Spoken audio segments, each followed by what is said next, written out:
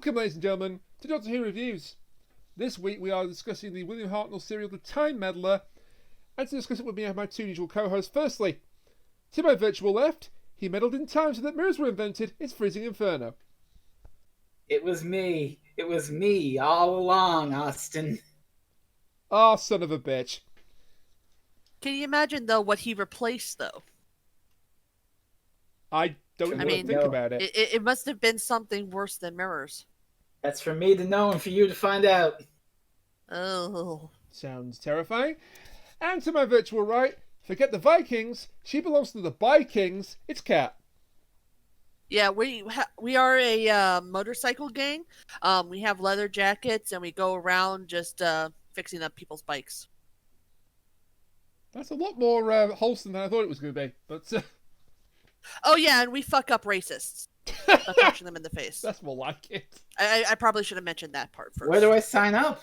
We did recently approach the anniversary of that moment. Which moment?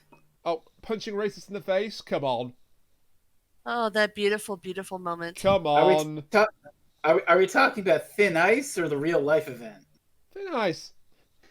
Okay. That's a good moment in the show. Yes. Real life event? What? Have I missed something here?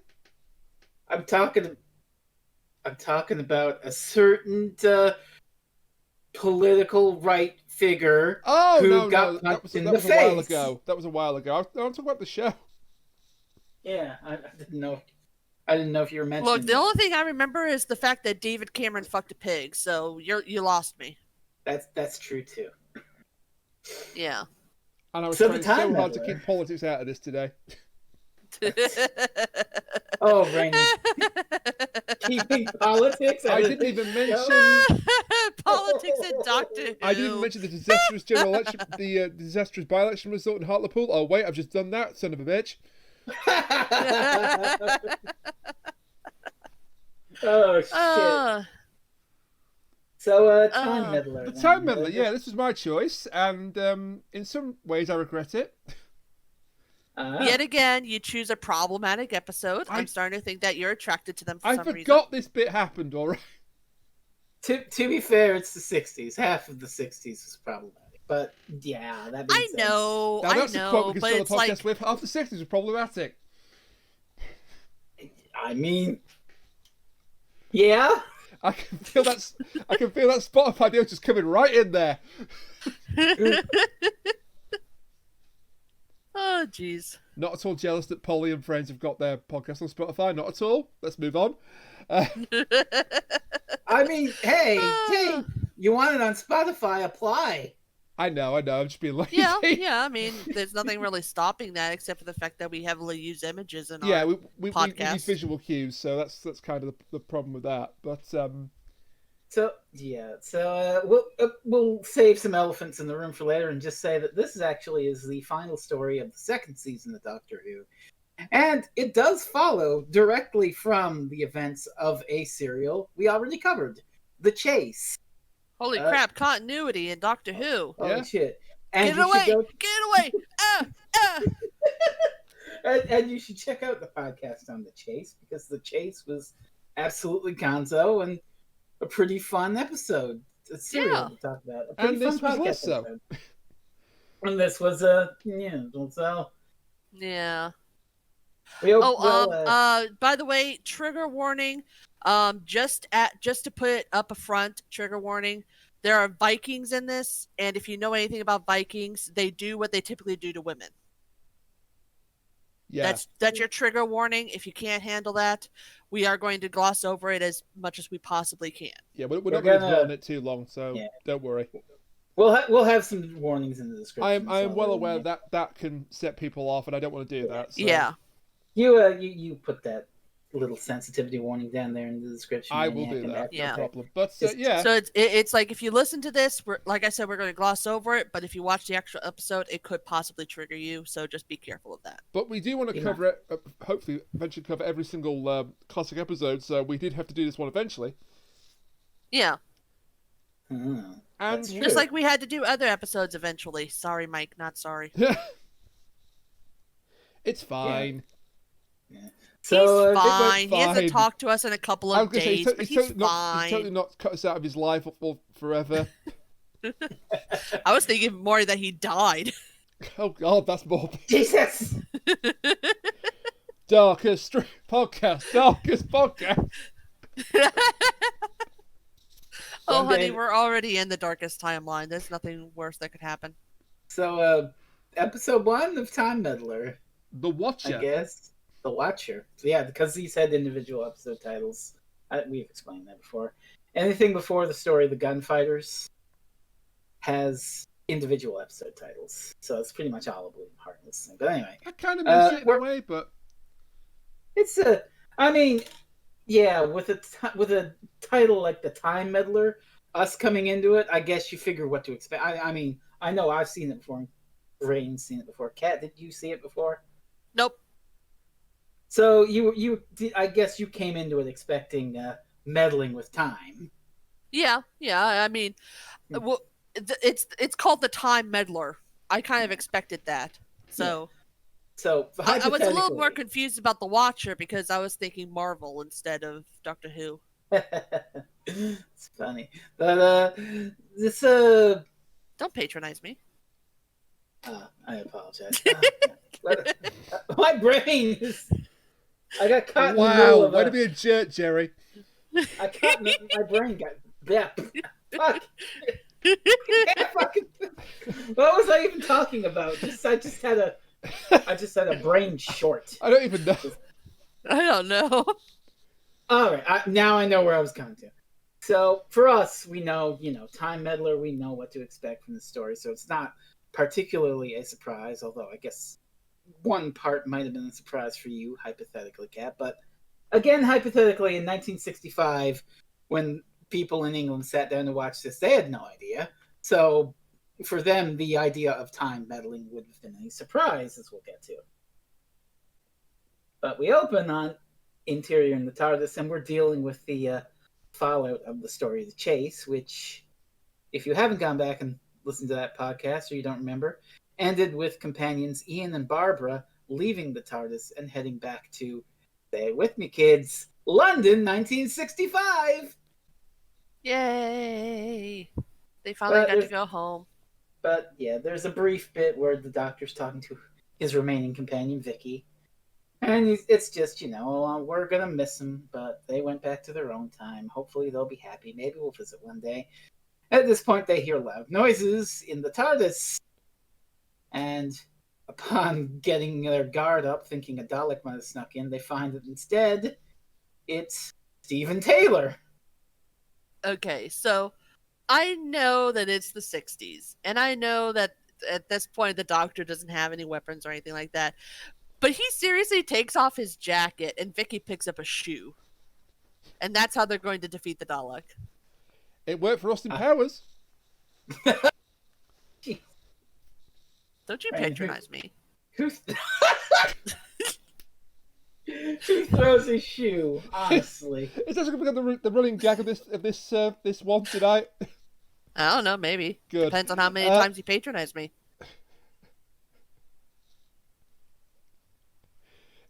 So, You're saying patronise, not patronise. Have you got a Tomato, Patreon? tomato. Have you got a Patreon that you've not told us about? No, but I do have a Ko-fi, or coffee, or however you pronounce the stupid fucking word. There's your strong language tag. I'm sorry, but when you fuck. oh, this is falling apart before my eyes. I know. So here, I'll help you. So Stephen Taylor, again, if you don't recall, was a character that the Doctor and friends encountered on the planet Mechanus. He had been stranded there, and during a whole mess of battle with the Daleks and the mechanoids of the planet, Stephen tried to escape. We assumed he escaped, but we never really saw what happened to him in the chase. And as it turned out, he snuck into the TARDIS, and it took off after the end of the chase, and now here we are. Oh yeah, speaking of the chase, I remembered that I made this as well. Oh, Oh no. wait a minute. But I made this a while ago, so. Yeah. Oh yeah. Round yeah. boy. I mean, the mechanoids were in that, so Yeah. There you go. So the TARDIS comes to land on a rocky beach, and we see a monk looking down as it materializes and finding this very odd. Well, I mean, a little bit, yeah. He's a little bit perturbed by the random police box appearing out of nowhere. And this is a good scene where it's just Steven doesn't believe that the TARDIS is bigger on the inside than the Oh, I time like machine this. and all that bullshit. Mhm. And then the doctor's explaining the interiors to him. It's just so this is the scanner control over here. That's the dematerialization circuit. Over yonder is this, and he ends it. And over there is a chair with a panda. Sheer poetry, my dear boy. Which is a good line. Yeah. Because Steven has a plush panda for some reason. I don't think it ever comes up in any other story. It came from the chase, didn't it? It was his mascot. Yeah. No, after this, I mean. I can't think of it coming out. Yeah. I don't know. I Let's never be real, saw that any either of them. got So. destroyed or nicked off the set, so. Right. So But other people. Stephen gets a good line as well, because he's rather more skeptical than some companions. You know, some companions just accept the whole time travel thing straight away, and oh yeah, the TARDIS, I can get that. He doesn't believe it one little bit. He finds the concept of the TARDIS ridiculous, and then when Vicky spells it out to him, she says it stands for time. He goes, "It'd be. I don't believe it." Jeez. I also like the fact that he doesn't immediately believe them as soon as they get out of the TARDIS. That's a little nice nod there as well. It's wild because they immediately get out on this beach and they find a Viking helmet, and it's just, oh yeah, look at that, a Viking helmet, that proves it. Oh yeah, that could just be a cousin. And it's just, what do you think this is, a space helmet for a cow? I mean, I've seen some of the space helmets they've had on this show before. It could be. Very well could be. I mean, especially if you watch 60s episodes. Yeah. I highly doubt that they would afford a real cow, though. No. Not around what happens in this first part, honestly. It's just setting up for bigger and not quite so better things. But we have our obligatory the trio splits up moment. Of course we do. And the monk is actually the monk from earlier. He's been listening in on the conversation that they have on the beach. So there's something going on with this monk, clearly. There's also a funny line I mentioned here when they're talking to Steven about how the TARDIS looks like a police box. I mean, it's old to us by now. Chameleon circuit broken. And there's a line that Vicky says, it's just, oh, the doctor will repair the TARDIS one day. And I'm just like, ha, ha, ha, ha. 60 years later, Ooh. still hasn't happened. Don't patronize me. Oh.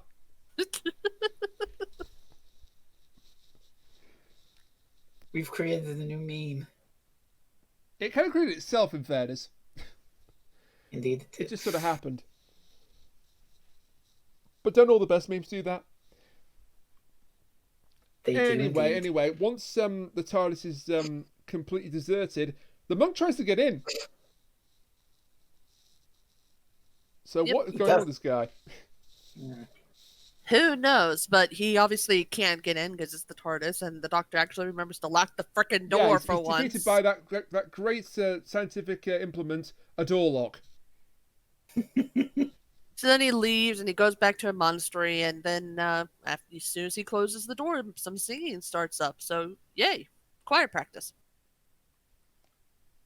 Meanwhile, the Doctor has gone to see what he can find, and is immediately attacked by a stick. God. We should mention that at a point they did cut away to a woman who is like putting a pot on the fire, and a guy comes in and talks to her husband, who he informs the husband that there was a box that washed up on the beach. Obviously, it's the TARDIS. They go to try and find it because they want to see what it is, because it might be full of valuable stuff. Time to get there, though, it turns out that the tide rolled in, so everything down there is submerged. They can't see the box, so the TARDIS is now underwater thanks to the tide rolling. At least this is an interesting way to put the TARDIS out of commission for a little while and Yeah. not like it exploded or something. Or This is literally just the tide came in. usually, the bullshit ways to keep the people on the TARDIS from just leaving. The tide came in and put it underwater, and you had to wait for the tide to go down. Is a good narrative trick. Right? Yeah. It at least makes sense. I wouldn't call It's that bullshit better than at the all. 5,000,000 times where it's just now I'll capture you, so you can spend 75 minutes escaping and trying to get out of this jam. Leave. Oh, we went to this one place and then we came back and the TARDIS was suddenly gone. Oh no, what shall we do? No. Actually, since the TARDIS is technically a woman, can we count that as times that the TARDIS has been kidnapped? Oh God. Oh no. Oh God. The TARDIS Just got saying. fridged. Oh God, it has been. TARDISes are fucking sentient. So it's a fridging of a sort, even though it comes back. Oh great. Hey! You know what? Well, no, it doesn't count as a fridging because Yeah, it's not, the one in not Timeless Children, but the one in Revolution or Revolution, whatever it was. yeah. It does It's not not count because it's it not a wasn't. fridging. Because it doesn't like motivate man pain. So Or anyone's pain, really. It exists purely to die. well, And to piss you off. Thanks, Chibnall. the pain it exists to inflict is our pain. Well, cat's pain in particular, but yes. Anyway, the Doctor is accosted, as I said, by a stick. The woman that's wielding it, we've seen her before in Doctor Who. Have we? Yeah, she was one of the cave women in An Unearthly Child. Oh, neat. She's not playing a cave woman here, however, she is playing one of the Saxons, Edith. And she's very aggressive to the Doctor initially, but then she's really quite nice to him. She offers him a cup of mead. She answers a his horn of questions. mead. Well, sorry, a horn of mead, yeah. She answers his question. She said, "Where am I? You're in 1066 in England." Well, it doesn't go like that, and I gotta again praise the cleverness of the script. The way the Doctor asks her about, how King Harold, and this and that, just general questions about history, being casual. He's not like grabbing and going, "Madam, what year is this?" He's actually like trying to have a sensible conversation and figure it out. Did you just naturally. have in fucking time? Maybe. Oh God. Well, I mean, you can see my point. Frez, don't patronize him. Fuck. Oh, God. So it. But David, how many times have we said the word moment? It's how many times have we said the word patronise? And I'm going to pronounce it however way I want because you know what? I pronounce caramel and caramel the same way. Okay. So fuck all y'all. And I'm going to call it patronise because that's how I pronounced it all these years. So. Well, you're wrong. So. Another classic moment on the Doctor Who podcast. I mean, who here is part of the people who invented English? It's me. What? So, fuck you. It's literally called English. Yeah, Cat, don't patronize him. Try speaking American, so much you can understand. Oh my good God. Oh, wait, here. Let me speak so you can understand, Rainiac. Crumpets, tea, the queen. Does that clear it up for you? Oh, my gut hurts. Oh. Jesus Christ, this podcast. Okay, I have written in my notes here, it's time for Viking history lessons with William Hartnell. Yeah, it's time for Viking history lessons in the Battle of Hastings. So he susses out based on, the information the lady gives her that it's the year 1066. And, there's an upcoming Viking invasion coming. Yeah, which really happened. Oh, yeah, I mean, it's a history story. Doctor Who in this period did a lot of those. So, and again, going on the hypothetical audience, at this point, they probably think it's business as usual, kind of like the Marco Polo story or the Aztec story, where it's like, okay, we're going to do a historical story with Vikings. for a couple of weeks. Okay. No. Sci-fi. But that's and this is the first time, one of the first times the show has pulled this trick of going like, actually, space bullshit is happening. Yeah, this is what's called a pseudo-historical. And this is one of the very first. It's the very first one, I think. Yeah. Also, I think this part best highlights the fact that Doctor Who was supposed to be a educational show. Yeah. Because of the whole speech Absolutely. about the Battle of Hastings and so forth. It's interesting. Hey, kids. It's rather, it's a good way to get them to learn. It's true. That's very true. I mean, I learned more about the Battle of Hastings and Vikings than I knew before, so... Yeah. I don't know if it's taught in America or not, like it is in this country. To be fair, I was in school a very long time ago, but as far as I can remember, I don't think we really learned about that. That's fair enough, because over here it's pretty much like required in history classes at some I don't point. think we learned about it. To be over fair, here. there's a lot of things that I didn't know about that a lot of people think that you should know about, so... I'm not going to knock that. So, speaking of the pseudo-historical nature of the story, something really weird happens here. So the Doctor's been sitting up with this lady, Edith, you said her name was? Edith, yeah. Yeah, he's sipping his mead, and he's asking about the monastery, because he can hear the chanting from here. As he's sitting there, he hears the chanting, and, well, I will do my best impression of what he hears. It's like, Yeah. So it's like, what? What the fuck? Something's clearly not right about that monastery. Yeah, it's a little obvious that it's a recording of a song. Yeah. Or singing. And there's another thing we should mention, because this comes up in the next scene or so. Sometime when the monk was around looking at the TARDIS, he went to check his wrist, and he seemed alarmed, like he was missing something. And what that ends up being is shown later in the episode here, as Stephen and Vicky are spying on one of the Saxons. He's found something on the ground, and Stephen, instead of asking this guy what he found on the ground, just walks up and attacks him. They has fight.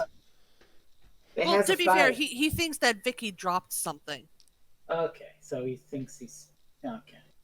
Yeah. It makes a little more sense, but instead of, hi, excuse me, my friend dropped this, it's just, whammo! Yeah. Anyway, the Saxon wins the fight, such as it is.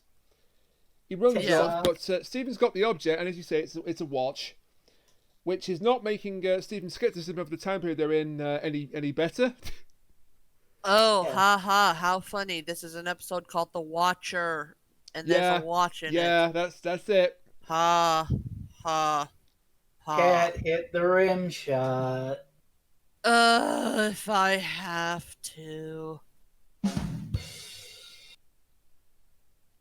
No one's forcing you to do Also, really, he's more of a listener than anything else. Yeah, he is. So we come to our episode 1 cliffhanger. The Doctor heads up to the monastery, heads on in. The door, he knocks on the door, and, well, he tries to get in the door. Nothing happens. He's about to leave, and then it just invitingly opens for him. So he heads on in, follows the chanting, and yes, the chanting was not monks singing, but actually a goddamn vinyl record. A gramophone. Yeah, which does not belong in 1066 at all. So as he lifts the needle from the record, the room he's in, bars come down, locking him in, and then the monk we've been seeing shows up, and he just starts doing his amused evil chuckle. It's like the Doctor has never seen a horror movie in his life. You don't enter the door when it invitingly opens up for you. You don't mess with a gramophone that's having like weird chanting coming out of it. You're just asking to be taken by like a grue or something. And then the last story, he was even in a haunted house. He should know. Yeah. Remember when Frankenstein powerbombed Oh, wait, guys. The Doctor is white in this. That's why. Oh. Any minority would know never to enter a haunted house like that. Us white people are stupid as fuck. Excuse me, what? We just go trotting in. Dop-a-dop-a-dop. What? Oh, God. What? That took a turn I wasn't expecting. I'm thinking of some movie. I don't think it was the movie Scary Movie, the spoof movie, but it was like a horror movie spoof, and it was all these news reporters reporting on like murders and stuff, and then there's this one crew was like black news reporters, and they're like, "Black News Network, white folks killed. We getting the fuck out of here." I don't think that's Scary Movie now because I don't think they swear on that. But yeah, No, I don't know. I don't know. But it's like they're always the smartest people, and it's like the white people are always the stupidest ones. And it's like, yeah. And yet the black dude usually dies first. Which is weird. Very weird. They even made that joke in the film. I think it's the film Evolution with David Duchovny. What movie haven't they made that? But that's and then they proceed to follow the trope anyways. I think it's like the Santa goes, I've seen this movie, the black dude dies first. And like, or the gay guy. Yeah. And if it has to be both, then you haven't got a hope in hell. I mean, if you want a movie that pokes at the tropes of horror movies, go see Cabin in the Woods. Yes. Cabin in the Woods is fantastic. It just has one scene that I don't like, but that's just the one scene. So part 2 then, the Meddling Monk. Ended up being this character's name going forward. Eventually, yes. He's just the monk in this. Yeah. And we should talk about the monk a little bit here because probably the best time to do it. Played by Peter Butterworth, who was perhaps best known for the Carry On movies. What? The Carry On comedies. I don't know if you got them over in North America or not. Never heard of them. They were a series of British comedies that were various degrees of quality. Some are very funny and some are not so good. But he was in a lot of them. And here's where I think I should bring up the story about him that somewhat involves me as well. So. Oh shit! I forgot he's this. Yeah, interesting. So yes, go on. He died in 1976. But he lived in a place called. I'm just going to make sure I get this right. So he died in 1979. Did he? Yeah.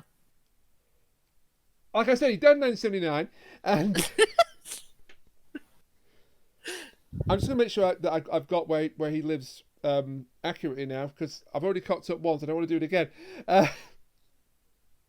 Looking up on this show? Never heard of it. Yeah, he. I know. Never happened before. Hammerhead Don't patronize me, Brainiac. God. Shut up. Right, yeah, Lyme Regis. He lived in Lyme Regis. And many, many years later, I went to his house.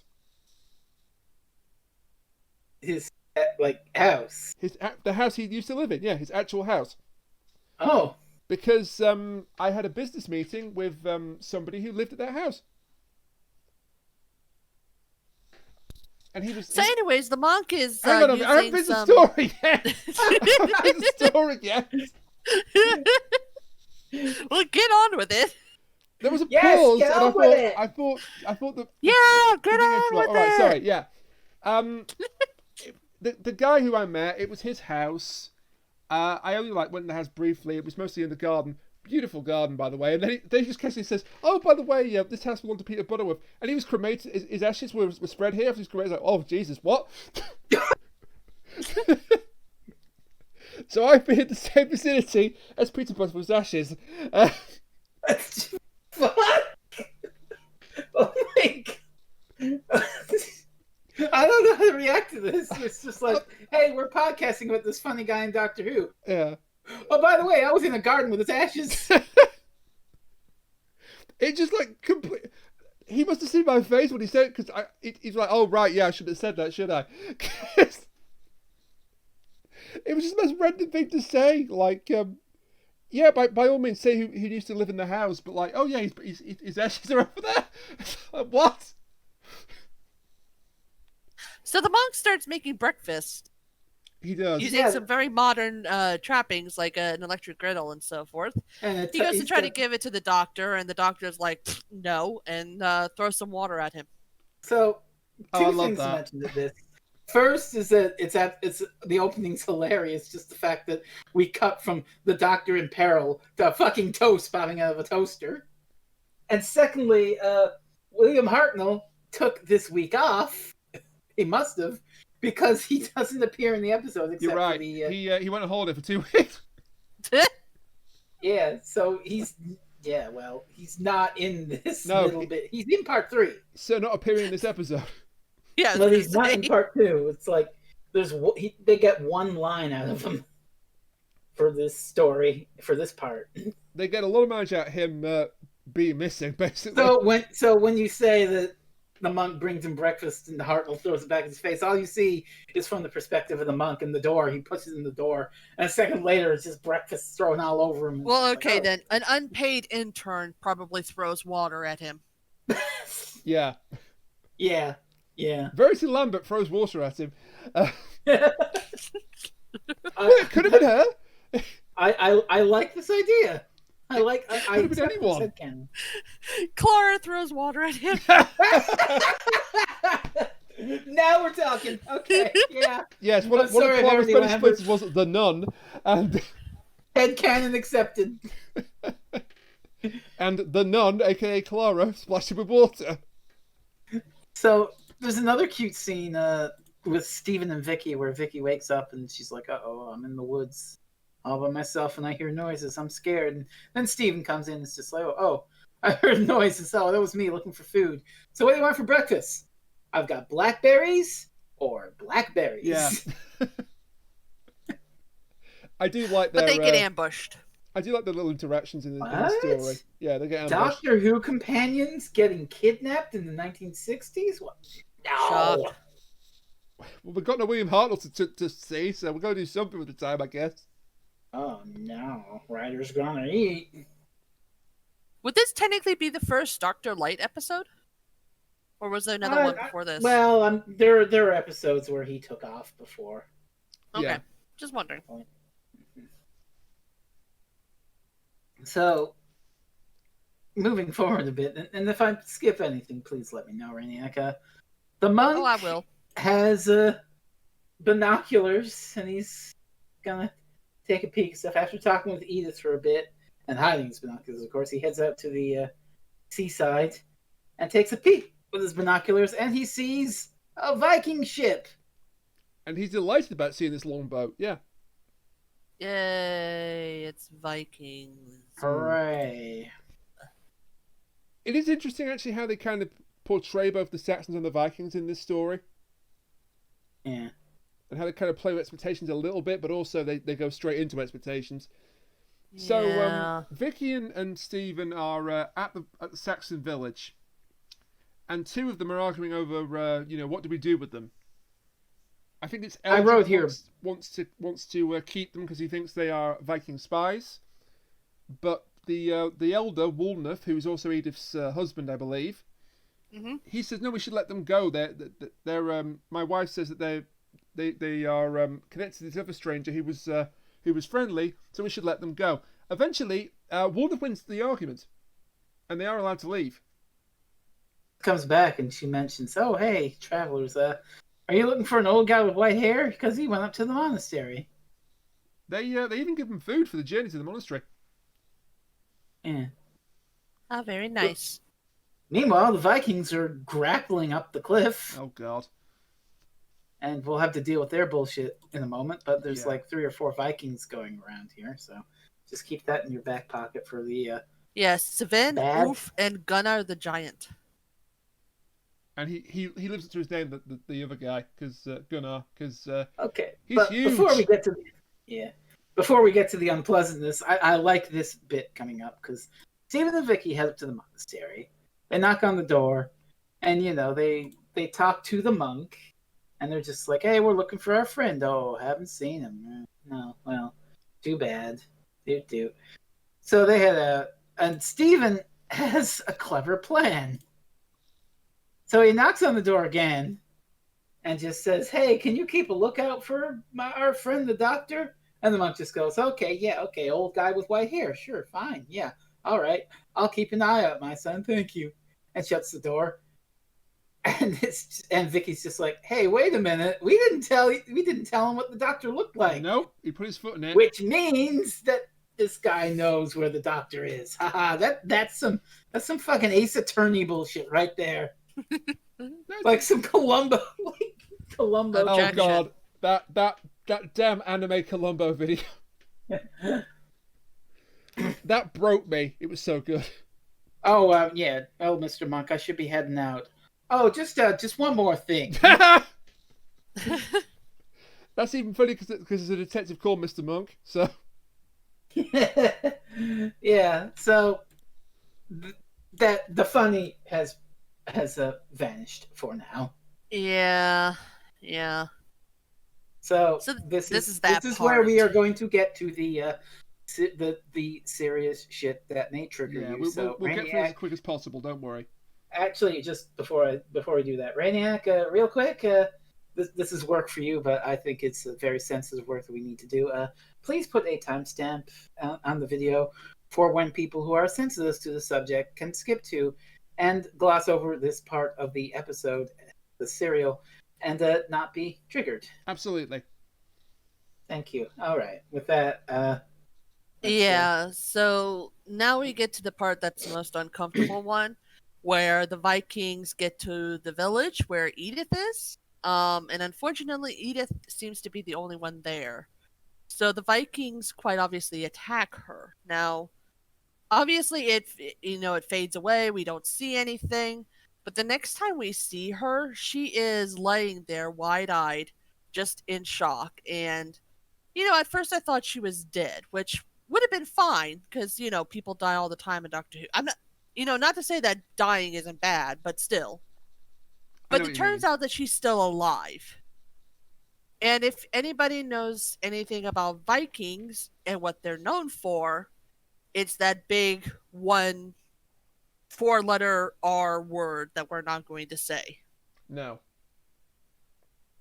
So it's not they're not saying in the actual episode that this happens to her, but knowing what we know about Vikings, it is obviously somewhat implied. I think it is implied, yes. yeah, it Yeah, sounds like not on purpose. It doesn't seem to be on purpose. I think Sounds like they just wanted to say she was attacked. There is a line of dialogue that I think alludes to it, but it doesn't do it like completely overtly. But the subtext is there, yeah. so yeah, that's Yeah. not great. Yeah. But and then good. again, yeah. Just it's an historical, so they kind of have to. They didn't have to have this in, of course. yeah, but it's for kids too. It's like kids can handle a lot of things, but Yeah, there are some things that you shouldn't put on kids. it's the old argument. Is it, do you include it because it's historically accurate, or do you leave it out? I don't mean, think I it would have would lost have left anything it leaving out. this out. I think you could just have to be attacked and then not have the Yeah. whole. Like, have some other people in the village. Maybe they get taken or killed, and then Like, yeah, if like she get, had a visible wound on her, that would be fine. But the fact is, we don't see a wound on her. She's laying there, obviously traumatized. even if you like rewrite the scene so it's just she's attacked and they steal some stuff and head out, and she's shaken up by that you could be okay with in a sense. yeah, there's ways around But- it. There's ways around it. It's just the way it's did presented to us that it obviously alludes to that. And I would like to It's- apologise it's- because I forgot this was in this. That's okay, but It happens. It keeps happening to me, Yeah, though, so- doesn't it? Really? it's a shame because otherwise this is a fairly solid with great comedic bits serial. Yeah. Just It's like, again, we can't obviously say that this is what they meant for it to be. However, it's a pretty big blind side, and the fact that it is implied, even though it's probably not on purpose, it's still something that you have to be aware of. It's how it comes Reading across, is even as not how they definitely intend to come there. across. Yeah, you're right. You're So- absolutely right. Yeah. Are we done talking about the horrible bit? I think we're done talking. We are about now the horror. officially done talking about the horrible bit. If you've come back, we're done with it. We'll go on to something else. We're going on to Stephen and Vicky. Yeah. Hey. Again, I do like their whole chemistry in this, actually. Maybe chemistry's the wrong word, but they perfect each other really well. Teen. Yeah, how old is Vicky supposed to be again? She's like a teenager. Okay. She's a teenager. Steve's Good. a little older. Okay, because this the scenes with them perfectly show the power balance between them, where Vicky's obviously very headstrong and she knows what she's doing, while Steven's trying to be the adult in the situation. How many stories to the? I think they're only in like 2 more stories together. Yeah. I just need to research on the fly, kids. Research There on the is fly. there is a story that's funny enough is back in the news recently that is after this, and then after that she leaves. Yeah, you're right. So season 3, they're in the first serial season 3 together, which is in the rumblings. We can talk about that at the end of the show, maybe. Yeah, we're going. Then there's the 1-part Mission to the Unknown, which is technically part of the Daleks' master plan. And then there's the story of the Mythmakers, and at the end of that, Vicky leaves. So. And the Mythmakers does not exist, unfortunately, because it sounds wild. The Mythmakers is fucking wild. It sounds right down my alley, because ancient Greece, I'm there. Yeah, I did the reconstruction of it, and it's absolutely wild. Gets kind of dark at the end, considering if you know the particular mythological story it's about. Yeah, again, ancient Greece, Trojan War. It's the Trojan War. It's the Trojan horse thing. So it's not. So it doesn't have a happy ending. Now you know why I want this to exist, because. Well, honestly, it depends on who you're rooting for. If you're rooting for the Trojans, then it's a happy ending. If you're rooting for the other people, then it's not. Oh, that's yeah. It's never as clear cut as good Greeks and bad Trojans. The Trojan War. Yeah. It's a lot more complex. Yeah. Well, let's just say that you get to know the people in this city who get all fucked up by some idiots in a horse at the end of the Mythmakers. Some idiots in their horse. Don't patronize me. So at this point, we've lost the meaning of that by now. So it's like, okay, whatever. I used to trope alive. So it still makes me laugh every single time you do it. So keep it going. You were saying about Stephen and Vicky before we got into a tangent about other First Doctor stories that don't exist. Yeah. They've now sussed out that the monk does know who the Doctor is, and he has seen him because of the whole description thing. So they make a plan. They are going to infiltrate the monastery and get him out. Good plan. Unfortunately, before we can get to that plan, we have a big old fight. Yeah. Yep. So the Saxons, upon learning that there's Vikings going around ready to attack them, they head out looking for him. They find him. We get ourselves a fight scene. Yay! Da da da da da da da. Now, bear in mind, these are 3 Vikings. Are you doing the fucking yes, I am. Fight music? Yes, she was. Oh God! I'll start again. Bear in mind, these are 3 Vikings because when the expedition reached the coast, the 3 just went off on their own as a raid party. And the leader was left behind on the boat, so I've just committed the cardinal sin and called it a boat. Even though it's a long boat, it's a ship. Because it's mostly out the water. Unless, of course, it's in the water, in which case it's a boat. Anyway, it's called a long boat, so we'll just call it a long boat. Cool story, bro. Stop this! Stop! Don't patronize me.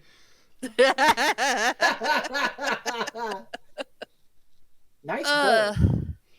So we get a sort of like sneaky Scooby-Doo type moment where Stephen and Vicky are running around the monastery trying to find the Doctor, and the monk sees them and tries to follow them. But then it turns out that Wolnuth and Eldred, who are like, I think, the only 2 of the Saxons who actually lived through the battle. I think so, because Gunnar the Viking is killed. The big guy is gone. Yeah. So that worked out from having a massive man on their team. Worked out so well. They just cut him down with like multiple weapons and he's gone. And he was played by a Bond actor as well. Oh, wild. Blofeld's bodyguard from You Only Live Twice. Hounds gets eaten by piranhas. Spoiler alert for that film, but he gets eaten by piranhas at the end. Piranhas. Ronald Rich was his name. Ronald Rich. So what are these 2 Saxons doing? Well, they're heading up to the monastery because Eldred unfortunately got hurt, and he's the same asshole who was like, throw the 2 outsiders out. And the monastery happens to be closer, so they go and bang on the door, and the monk lets them in. So, at this point, he's trying to deal with everything. He goes to the monk goes to the cell door. He peeks in and he sees that the doctor's gone. Was it before this that Stephen and Vicky got to the cell, or was it after? It's after, It's because after, 'cause that's the cliffhanger. That's the cliffhanger. But you've missed an important part out of the monk and the Saxons. Which Oh. part? Well, the part where he said to Eldred, "Don't worry, my son, I will hear you," and he went, "Woolalo!"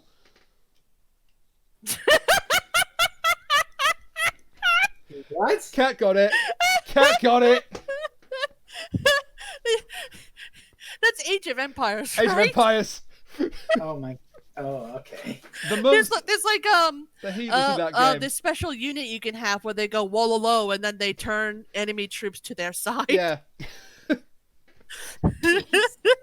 I had to get it in when you said the monks. So So Stephen and Vicky are exploring, and oh hey, the chanting was actually done by a vinyl record. That's fucking weird. Wait, didn't we do this before? yeah, that's not the cliffhanger. Hang on. And now I'm mirroring me?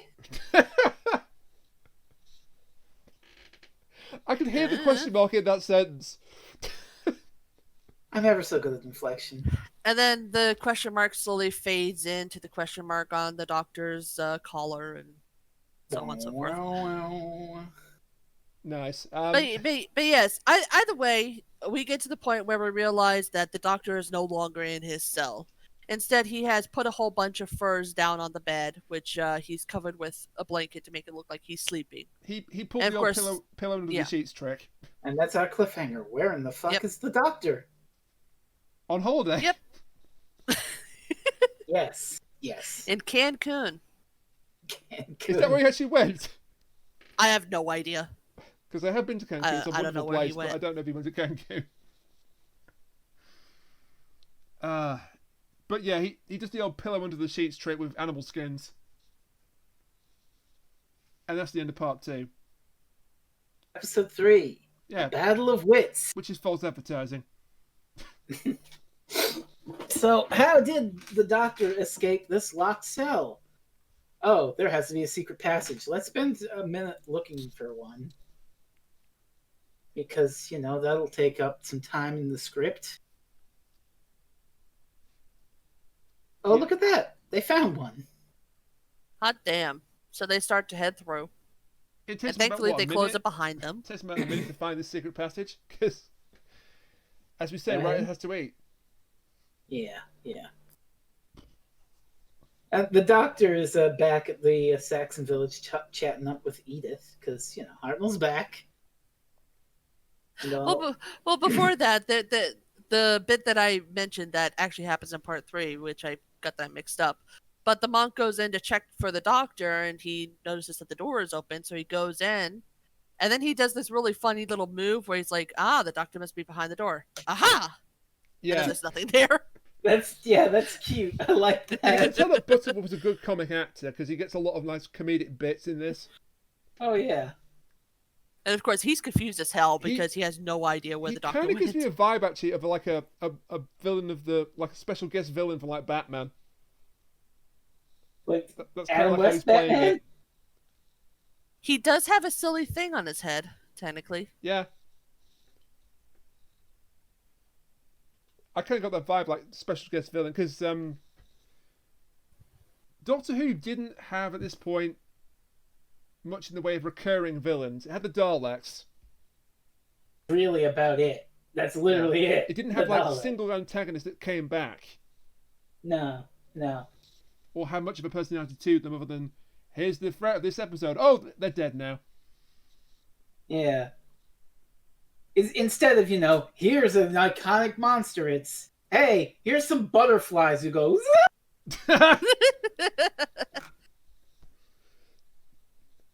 please check out our review of the Web Planet if you haven't seen it.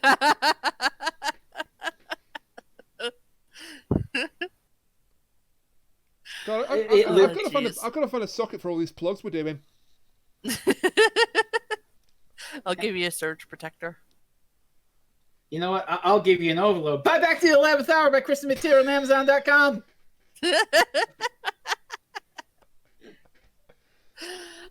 Memes are cool now. So the Doctor Okay, has found his that's way it. back to the village. If you do it to me, I can do it to you. That's fair game.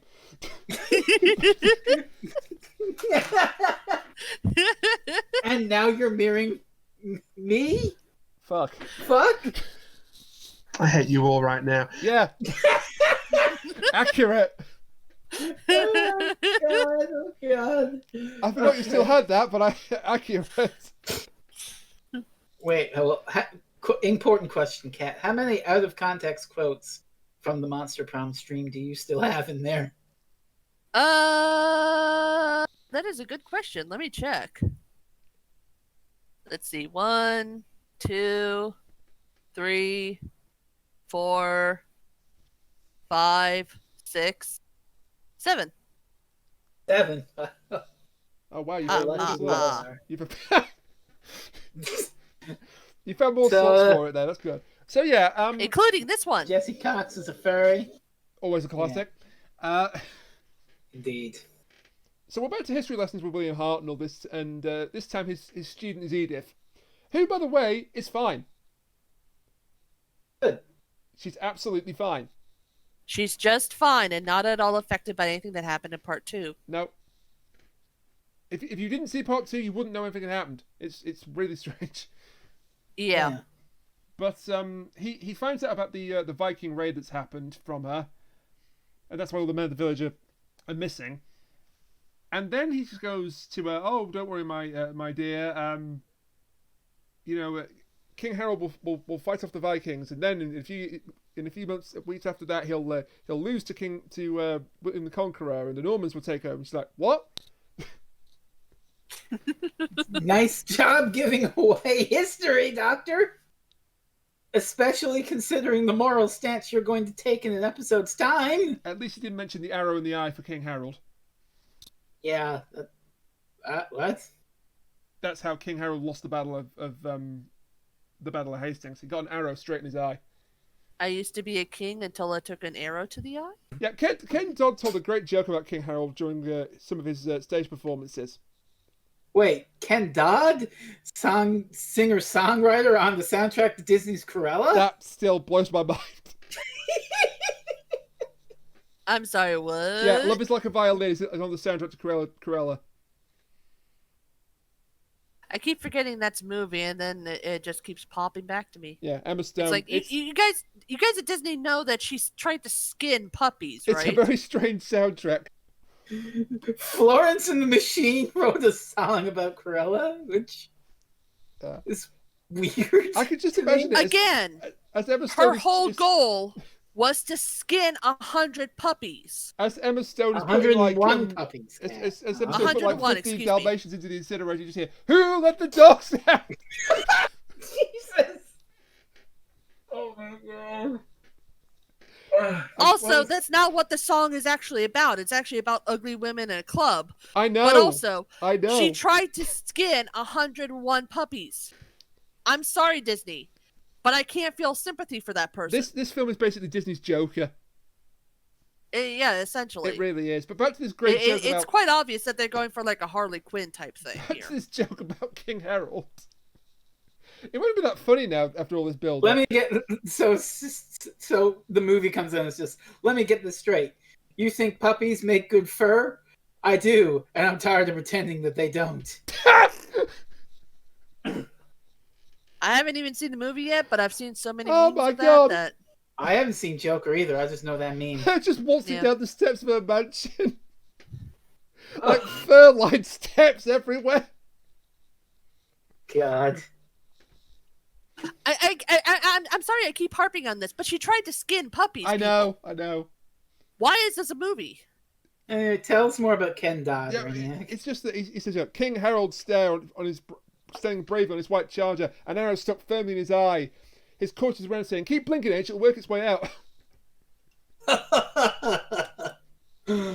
Oh God. He told it better than I did, but Yeah. But... And then he turned to them and said, "Don't patronize me."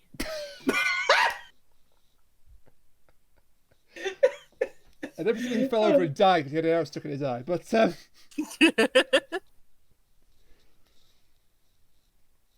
Right. while this is going on, Stephen is finally getting used to the concept of time travel. It's like, okay, maybe we are in the past, but what's with that record and the wristwatch and shit? That don't make any sense. Yeah. Anachronisms. Speaking of Must be that anachronisms, monk. the monk has a first aid kit and he gives the wounded Saxon penicillin. And mentions the blood transfusion. Oopsie And doodle of course, doo. the one dude is just like, excuse me, what? Yeah. Yeah. He also goes down to the village and is basically like, hey, guys. Oh, wait, no, that's later. That's later, yeah. Yeah, that's later. Th- Although I will say, it would have been kind of funny if, they were trying to do all this and the monk just pulls out a jar of leeches and just starts shaking them all over the dude. Oh my god. Yeah, this will help. Get out all the toxins. Yeah. In fact, let's make him bleed a little bit more. Why don't we? Let's just cut his wrists open right now. God. Save time at the other end. Oh, God. We're not kidding. People actually did stuff like that. Yeah, bloodletting. It's not good. Yep. Yeah. So. Bleed all the poison out. That'll work. I mean, they'll get sick from having no blood, but hey. Drill a who cares? hole in someone's skull to let the bad energies out. Drill a hole in someone's skull and take out part of the brain. That's Why not? Yeah. True, it's fucked up. This is getting dark as hell. So, Let's talk about the Vikings again.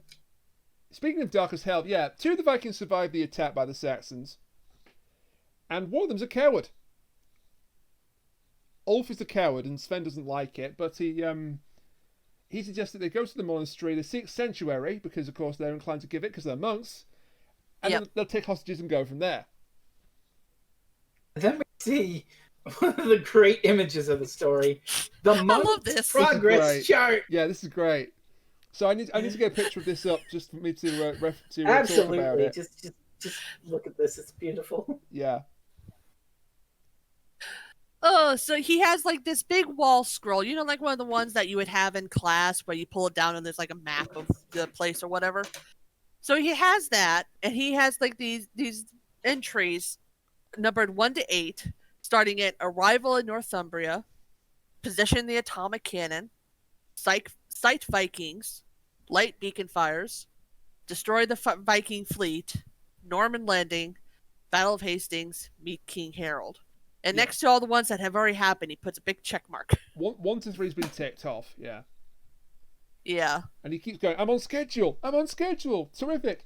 So, And And the best part is that as soon as he finishes putting the check mark next to number 3 and talking about the beacon fires, he immediately puts the thing back together so that it's all wrapped up and takes it off the wall. So he purely put that on there just for the camera to see it. yeah.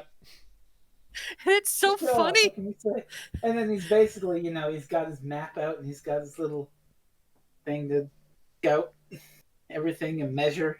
Unfortunately for the monk, William Hartnell's returned from vacation. Also, unfortunately for the monk, his plan doesn't consist of 1, arrival in Northumbria, 2, 3, profit. 2 cut out. No, that's the joke. That's the joke. Oh.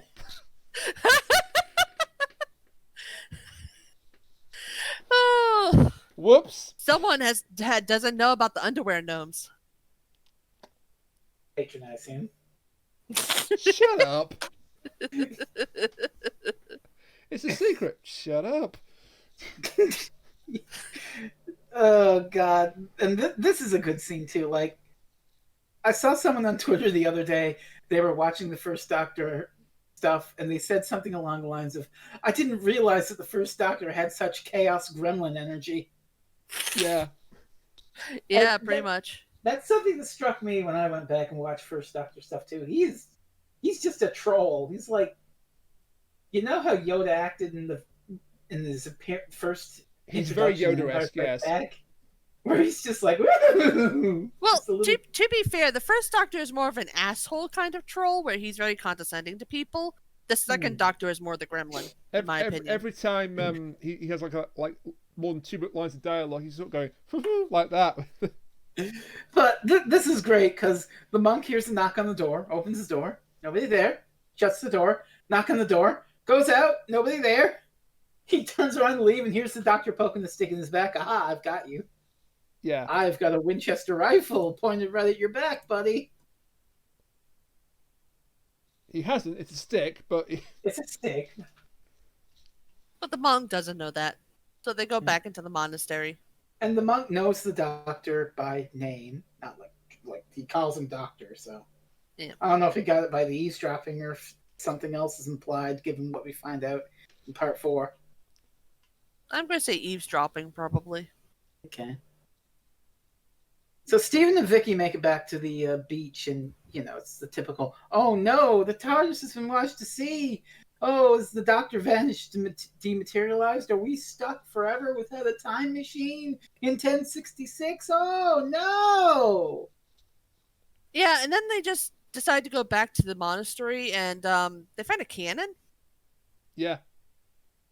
Just Like a you know, weird- as you do. Pointed right out to sea, even so. The That's atomic cannon weird. that was mentioned in point number 2, I believe. So, are we sure this doesn't take place in America? Because this is very American. Yeah. I mean, seriously, I go outside to prune my bushes, and I keep finding AK-47s in them. It's crazy. They're all over the place. So, as the Doctor and Monk are wandering around here, the monk trying to lead him to his place, there's another knock at the door. After a bit of browbeating, the Doctor puts on he just puts on classic monk robes to fit in with the time period. Answers the door. Uh-oh, it's Vikings. Yeah. Also, ain't that a hell of a sentence? Uh-oh, it's Vikings. Yeah. I was going to say that's quite the sentence. So, the Doctor actually answers the door, dressed as in a monk's habit. It doesn't go well for him. They immediately take him prisoner. And throw him back in the same in the goddamn cell, cell. yeah. This But is there's so funny. no lock on the cell, so one of the Vikings has to guard him. He's not very happy about this. Well, hey, at the very least, he wasn't in the cell in part 2, so now he finally gets to be inside the cell. True. There you go. So True. there we go. Which is helpful because, as we've established, it has a secret passage, so he can Yeah. open the secret passage and confuse the Viking long enough to bash him over the head. With a piece of wood. Bonk! He gets bonked with a piece of wood. The other Viking gets attacked by the monk. Who also bonks him with a piece of wood. No, he banks him with a sword. Gosh. He hits him with Oh, I a thought it sword was and ties him up. No, I'm pretty sure it's a piece of wood because it breaks, doesn't it? No, the Doctor hits Sven with a piece of wood and it breaks, but the monk hits the other guy with a sword. I'm pretty sure they both had something that Alright, broke. well, maybe it's but a piece of wood. I don't But know. either way, This is the both scene, both unfortunately. both of the elder men. We'll agree that I'm right. So there we Okay. go. Both of the elder men outsmart the Vikings and knock them Yes. out. And the monk heads down to the village, and this is very interesting. He asks the village elder to light beacon fires for him because I'm expecting some building supplies to come by ship. So if you could light the beacon fires, please, that'd be swell. And Oh, but it's kind of funny because Edith was talking to the Doctor earlier, and he mentioned something about Vikings attacking, and about that same time. Viking fleet, So- yeah. I guess you could say that the Saxons think that the monk is sus. God damn it. We're gonna have to that's it. organize another game at some point. It's cat. Damn it! Ironically, I mean, I don't no. think it was This time I will not get removed from the game for memeing, so it might be better. No, we'll just remove you from the game for possible memeing. It might you were stealing happen. for the book. Get him out. Well, this time I won't vote for myself, so it won't work. So Stephen and Vicky, this is the end of episode 3 here. They get back into the monastery, and they're in the monk's little room here, and they find a cable leading to a Saxon sarcophagus.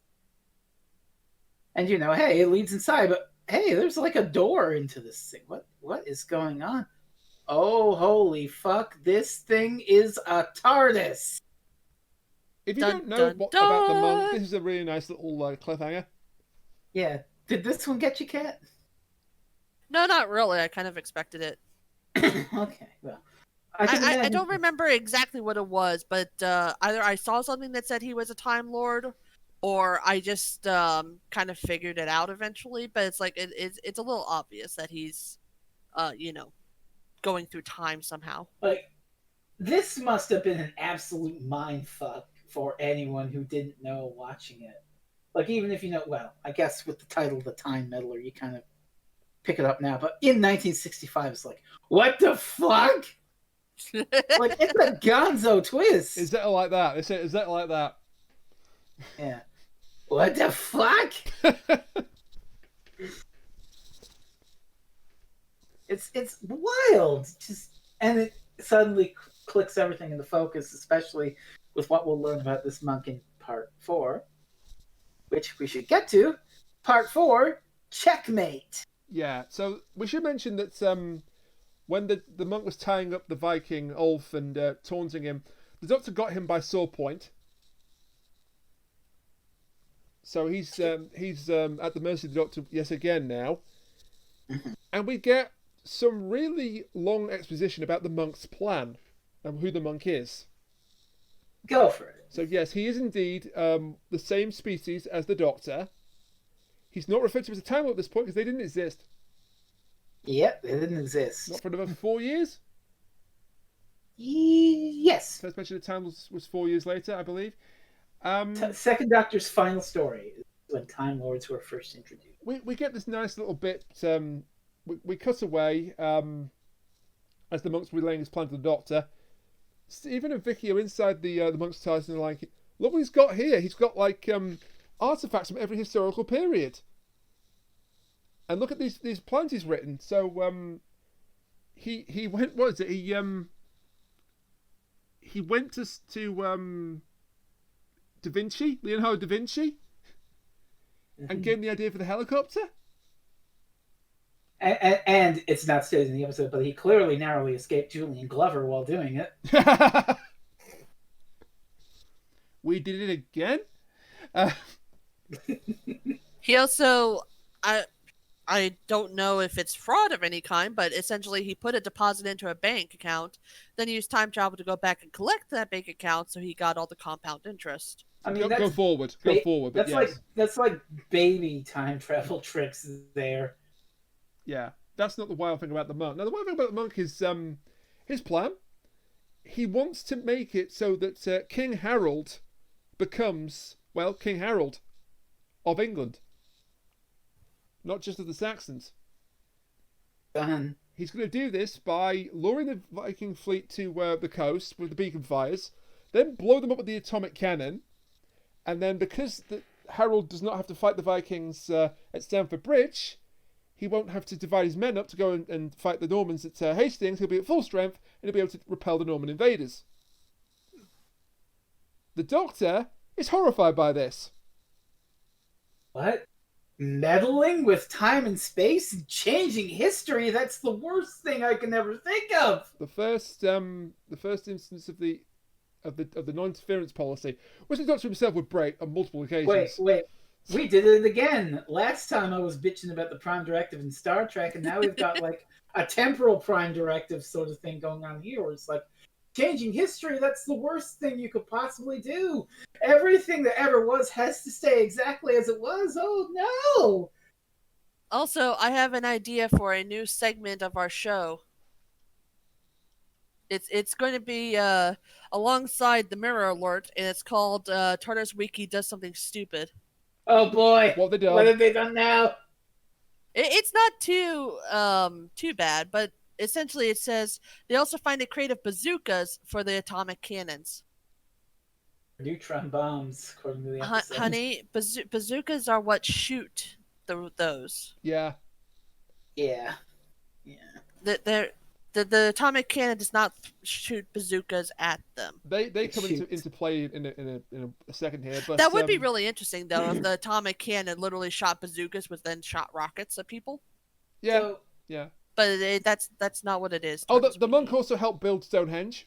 Yeah, so here's the weird thing about this whole, oh my god, the monk is going to change history and alters things with his technology. He's done it already. He's already done it. Stonehenge was built by him, and we're fucking fine. Yeah, but we're fine now. Yeah, and that's the problem. Yeah, because we don't know what could have happened in that time where he didn't help build Stonehenge, or he didn't have Leonardo da Vinci think about, helicopters. It's like, what was this alternate universe that he meddled with? I think the implication is that those feats were like earlier in his days as a renegade, his days of meddling it through time. And now he's done for the big. So now he's gone mad. It's got to his head, and now he's really going to mess things up. Oh, I am. Hang on. Speaking of going mad, I am writing a note to myself to tell you about a certain thing at the end. I think I was going to talk about this as well, but yes. Yes, well, we'll talk about it for sure. So, well, while you guys wait to talk about that, I am going to right now talk about what the hell is the monk's reason for doing all this, other than just being a meddling troll? That is the reason. He wants to improve history. Yeah, but it's quite obvious that's not what he's in it for. I mean, he went and did the $200 in a bank account and then came back to get the compound interest thing. Yeah. He tries to frame it like he's being altruistic, but he isn't. So it's like, what is his reason? Fun. It's like he put on his list that he would meet the king. So it's like, does he specifically want the king to hold him in high regard? How would he do that? How would he accomplish that? Well, he can't exactly go to them and said, "Hey, I blew up all those Viking ships, and had I not done that, then you wouldn't have been king," because nobody would believe him. To quote a certain future, or paraphrase a certain future incarnation of the Doctor, have I the right? Yes, I absolutely have the right to change history. That's what he believes. He believes he can change time. It's his right. Guess, but he seems way too selfish for this. Yeah. He would have a reason to do this. And it's like, he does say that he would, have the king's ear or something like that. But again, how? It is interesting how he's portrayed more as amoral than outright evil. Like, the thing that's weird about this for me is that his whole scheme is basically, I want to fuck around with history just for the sake of fucking around with it. That's the vibe I get. And like the opposition that the Doctor gives is, oh no, you can't fuck around with history. The Doctor gets really angry with him, actually. Yeah, it's the first Doctor. The first Doctor was very non-interventionist. You can't change history, not one line, that sort of thing. We saw that in the Aztecs, in particular. Yeah. So yeah, the writers are still working on that assumption rather than other stuff like that. But the difference between this and the Aztecs, he does warn Barbara not to do what she wants to do. Yeah. But when it goes wrong, when it plays out and doesn't actually change anything ultimately, he's sympathetic with her. He doesn't like cheer her out. Mm-hmm. He points out how she did change the life of one person, so she did make a difference to that person's life. Here, he just shouts at him. So I think the objection, how the episode could have framed it, is that, okay, changing history. Now, sometimes you can have a good reason for wanting to try and change history, a sympathetic reason, if you will.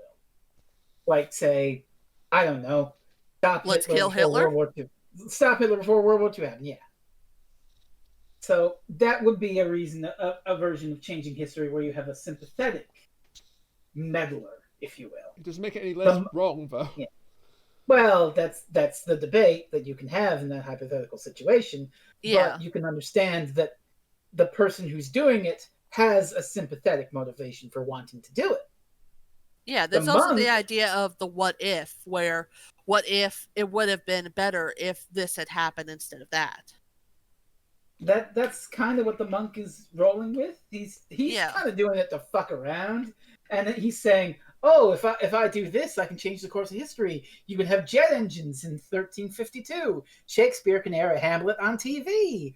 Ooh, there's all sorts of weird possibilities if I totally fuck with history. I wonder what could happen. I'm excited. Let's find out." I love how the Doctor sort of looks like he's playing along with it and goes, "That's interesting. Thank God I'm here to stop you doing it." Yeah. So the implication is that our history, the canon history of the Doctor Who universe as of this moment, is like morally correct, and that meddling with it for the sake of it is an evil on par with the Daleks, and this motherfucker has to be stopped. That's the ethics of the story. I kind of wish that they did better with that, though. It's like, make it so that there is an actual idea of what would happen afterwards. Because what if it genuinely was better for him to do this? It's like we don't know that. When you base something on a what if, then there's still going to be all these possibilities. It's like you can write a what if story and have that be set in concrete, but that doesn't mean that that's the only what if story that you could ever possibly have. Mm. Like you want a story like sort of like that. Wedding a River Song. What if River doesn't pull the trigger? Oh, look, everything fucking breaks. Yep. Yeah. So you get to see the consequences of the Or meddling. hey, how about turn left? Yeah. Oh, there's God. another one. Or It's like that's just one possibility of what could have happened, though. I Or mean, Father's Day. Father's Day, yeah. yeah, it's like if you really want to get into it, there's an infinite amount of things that could possibly happen by you changing even the slightest bit of time. Your decisions now affect what will happen in the future, even if it's something as minimal as, like plucking a hair and dropping it. Or look, and I'm sorry to bring this one up again. Inferno. Yeah. It's a parallel universe, but it's still, what if fascists took over Britain in 1945? That's what you get. Yeah. So it's just one of those things where you have to be careful with what if stories, because if you leave it open ended like that, then that still leaves open the chance of what if it is actually better. We don't know. You can theorize. You can say, well, you can, like, on the one hand, you could say, well, maybe they develop atomic weapons during the War of the Roses and nuke the planet. On the other hand, you could say, well, maybe history and technology would advance to such a point that you'd have some sort of utopia with lots of great technology by the 1960s. Who's to say? Yeah, maybe it gets to the point where humanity sends out a signal and they call the Daleks to them or something. Like, a lot of things could go bad, but a lot of things could go well. So you don't know, and the episode doesn't come down one way or another and say it, but like all it says is the history that we have now is absolute and morally correct, and you cannot fuck with it. How dare you try just for shits and giggles? I have to stop you, bad man. Yeah. Yeah, and again, the monk's reasoning is just because I can.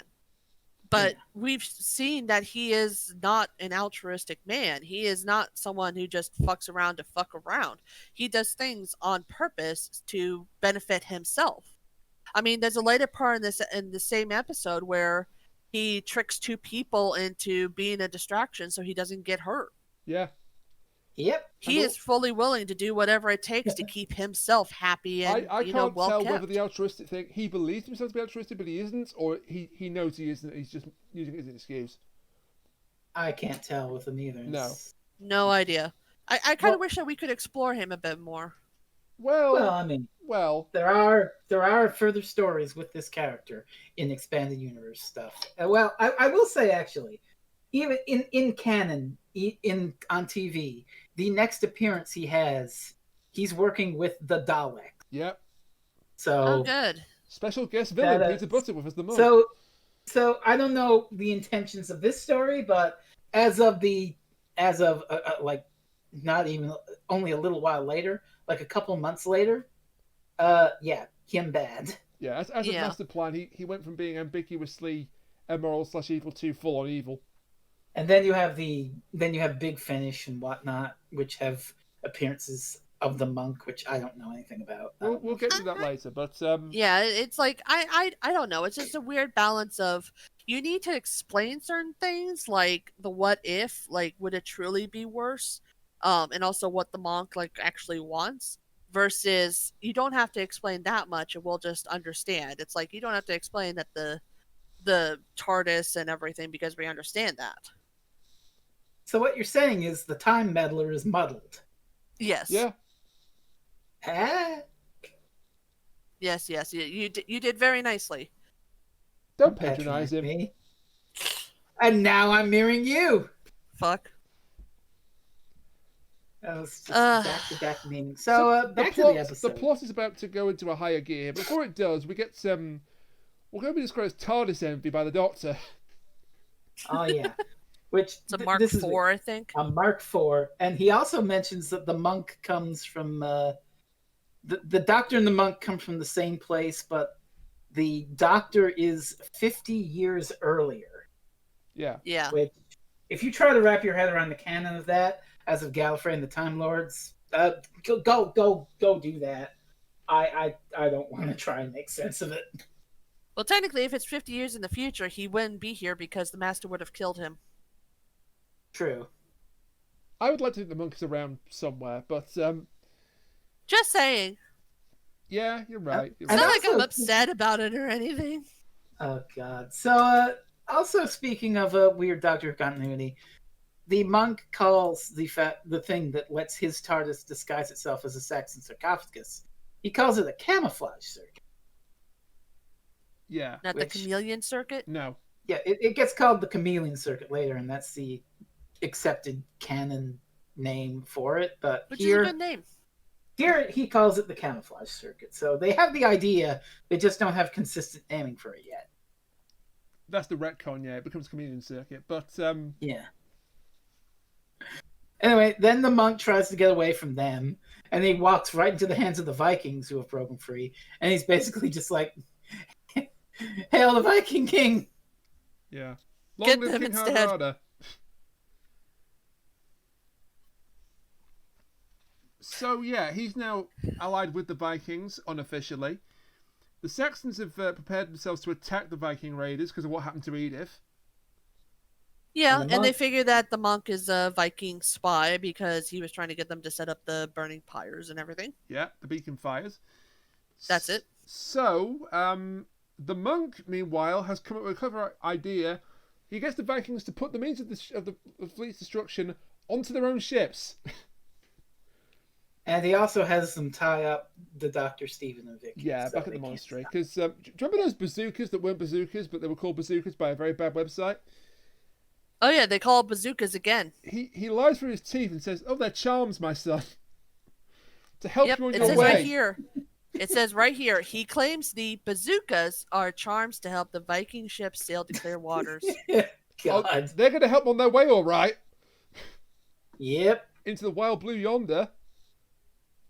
Bitches Hey, love cannons. He's just like, "Hey, you're Vikings. I know you wanted an apt funeral." Oh my god.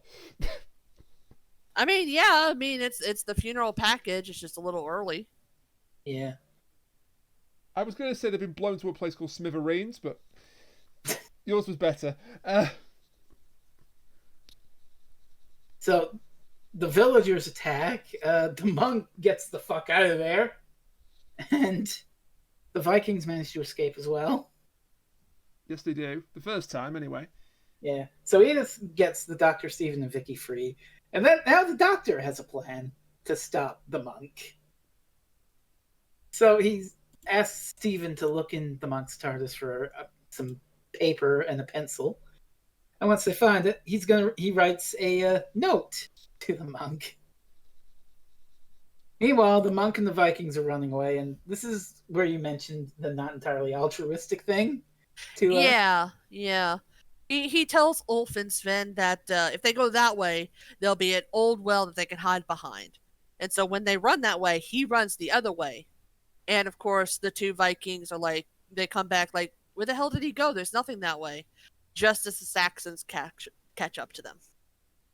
We should point out that the this scene has been cut somewhat. Yes. Yeah. Is this a restoration that we saw? I think it is. This is the actual episodes they found, but I guess just like it was just edits.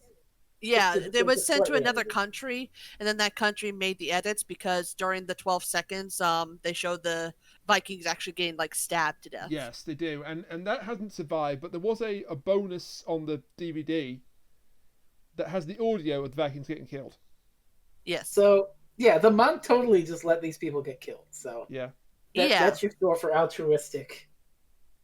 right out the nature window. there.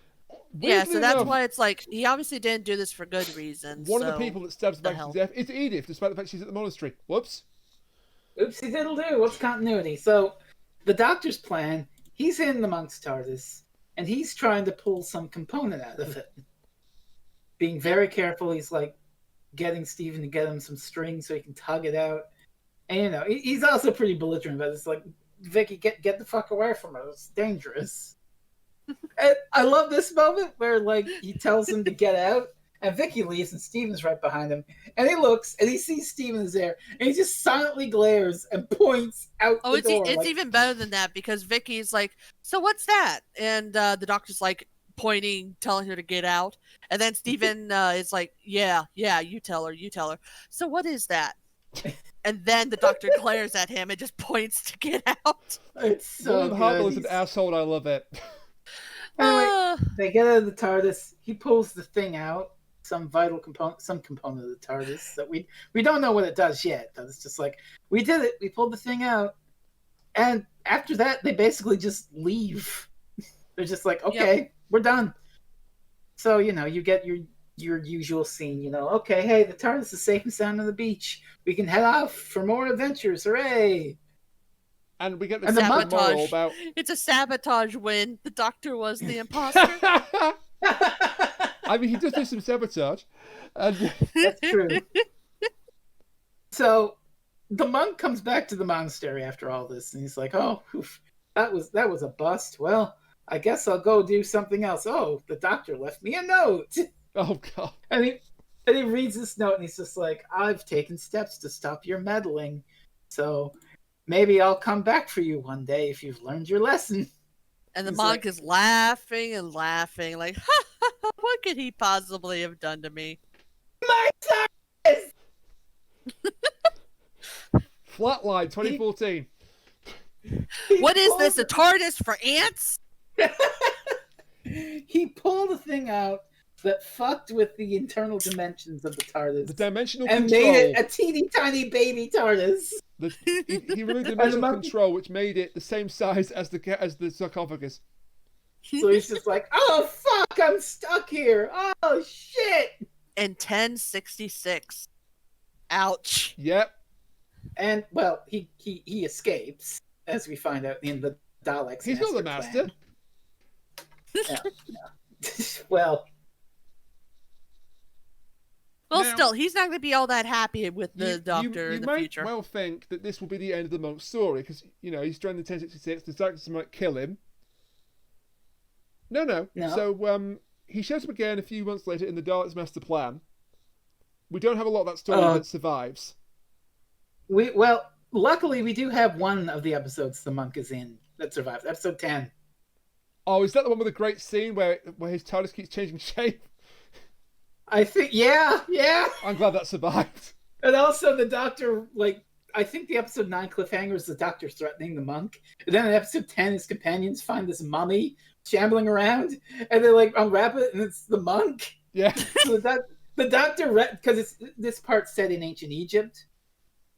So the doctor just like wrapped the monk up in mummy wrap. Master plan is wild, and if it ever gets put into animation in full, we might have to do it. Master plan is It's fucking very long. It's very gonzo. dark. It's long and dark, but also at some points it's absolutely gonzo stupid, and I like it. At one point, the Doctor wishes the viewers a Merry Christmas. Yeah, the Christmas episode is very, very odd. But yeah, so beyond the Daleks' master plan, that was the last television appearance of the monk. But what else could this character have appeared in? Well, he appeared in Big Finish, played by, among other people, Graham Garden and Rufus Hound. The Rufus Hound incarnation is particularly wild because he meets Churchill. He meets Missy.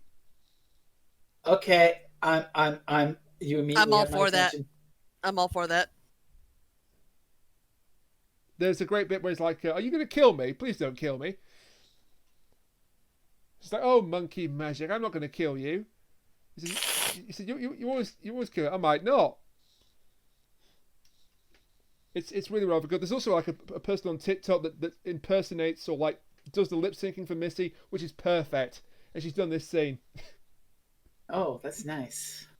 I'll link it to you later when I can find it. But yeah, beyond Big Finish, however, the monk was supposed to show up in modern day Doctor Who. Really Oh. now? Oh, this is such a good story. I wish this had been made. You go for it, Rainier. Okay, It's so good. Peter Harness. Do tell. In 2020, Peter Harness revealed details of a story treatment he wrote for modern day Doctor Who, just after he'd given the Capaldi era, just after he'd given the Zagon invasion/inversion to Moffat for approval. Entitled "How the Monk Got His Habit." That's already a strong pun title, so we're already cooking with gas here. And it would have opened with him in his TARDIS, going by the name of Roger, possibly played by Matt Berry. That's who Harness envisioned this character being played by. And he's listening to records in his TARDIS one day, and then Rasputin by Boney M comes on. And he thinks, would it be a great idea if I went back to Russia in 1916 and I played that record to Rasputin, the real Rasputin? And he does it, and he drives Rasputin mad. Nope. I'm done. Nope. What? And this... Shall I continue? Nope. Wait. Well, let's see. Why is she so upset about Rasputin? From the same man who brought you The Moon is an Egg. I heard that, Curtis. What? That is an old reference that probably nobody is going to I get. heard that, Curtis. Am I allowed to continue, or do I just stop now? Please continue. No, you can go ahead. Alright, well, doing this messes up history. Yeah, no shit. Something fierce. The Russian Revolution never happens. And then the sting of the column will be him ringing the doctor saying, "I've made a terrible mistake." And then the story would follow the monk and the doctor and the doctor's companions trying to fix history.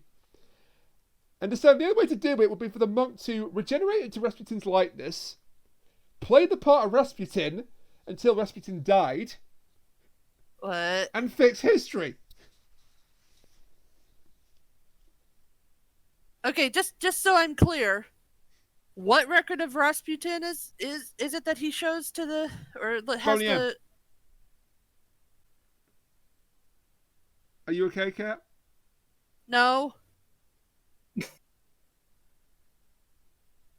Of all things to break you, Boney M. No, it hasn't broken me. It's just we could have had that instead of the Timeless Children. Oh. Well, no. That's what upsets me. This was Well, I Capaldi mean- era. This was Capaldi era. Capaldi era. We could have had Still. this. We could have had this instead of Pyramid at the End of the World. Yes. Yes. Yes. Damn it. Finally, something that's good with a monk in it.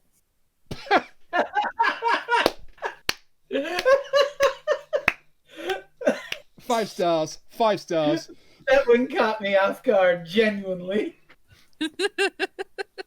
Oh god. So, should we give our final thoughts on Time Meddler? Yeah. Also, I just said that Harness is making that story into a novelization. Oh, thank God! And I want Big Finish to pick it up in the worst way. I want them to pick it up just so that I can hear Rasputin go, "What the fuck?" when he hears the song. That's going to be so good. Oh yeah, Kat, I should mention.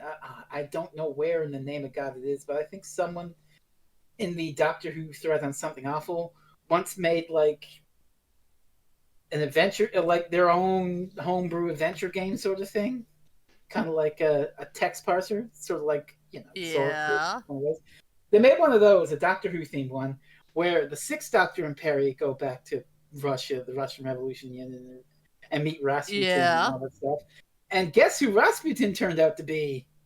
Oh, The Lord. Master. Go ahead. A master! Oh, Lord, of course. I don't know where it is anymore or where to find it, but it was interesting. So that fits for him being the Master. It does, doesn't it? The Master But it impersonating also Rasputin. doesn't, because surely he knows what happened to Rasputin. No, he'd be impersonating him. But Oh. I don't know. I don't remember what the master's plan But was. surely he knows what happens to him. yeah. Just because Get you're out before- impersonating him doesn't mean that you can I possibly probably escape swapped from him this. back out for the real Rasputin before he got killed. I don't know the plot of the adventure game No. anymore, so I don't know if they had covered this. But or it not. sounds wild. But So should we give the final thoughts on time? yeah, I'll go last because it was my choice. All right, Yeah. Kat, you want to go? Yeah, I'll go ahead and go.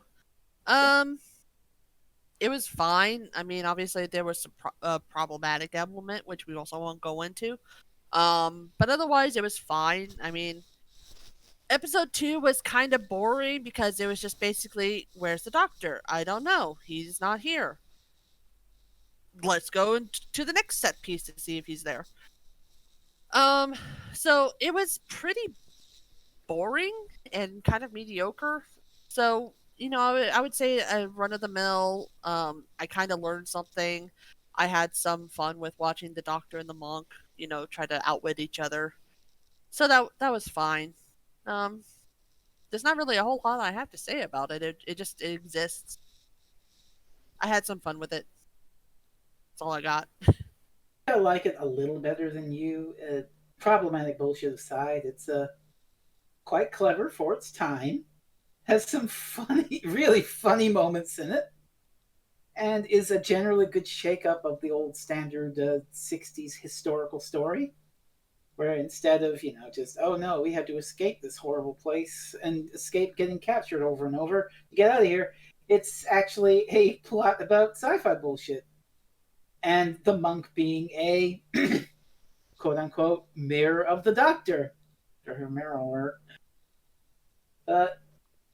It's fine for what it is. It's one of the better William Hartnell stories, I'd say. It's in the top half of Hartnell stories, let's say. I don't have any concrete ranking of my favorite Hartnells, but it's fun. Like, you can do worse, problematic bullshit aside, but there's definitely way more problematic first Doctor stories that you could watch. Yeah. So Yeah. yeah, so it's decent,